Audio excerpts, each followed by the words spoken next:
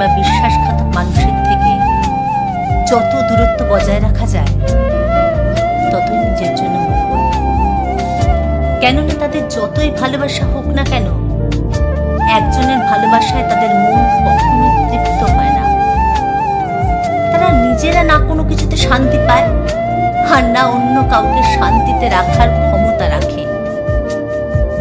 এমন মানুষগুলোকে যতই ভালোবাসা হোক না কেন,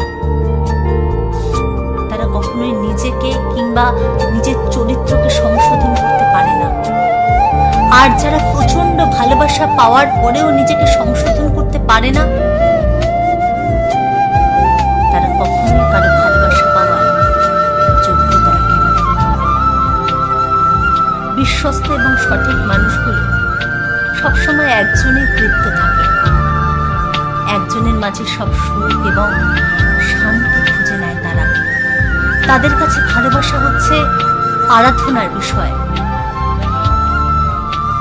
কাউকে ঠকানোর উদ্দেশ্যে তারা ভালোবাসে না। তারা ভালোবাসার পূর্ণতা দিতে জানে, সম্মান দিতে জানে। ভালোবাসার মানুষটা কষ্ট পাবে ভেবে তারা নিজেকে সংযত করতে জানে।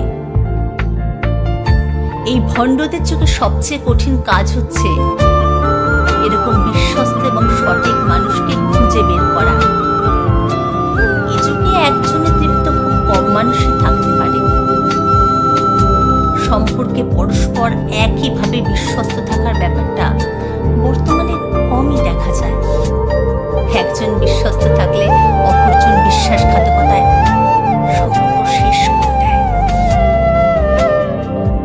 দুঃখজনক হলেও এটাই সত্যি যে বিশ্বস্ত মানুষ বেশিরভাগ ক্ষেত্রেই বিশ্বস্ত মানুষের পাল্লায় পড়ে না। বিশ্বস্ত মানুষ ঠিক ভণ্ডদের পাল্লাতেই বেশি পড়ে।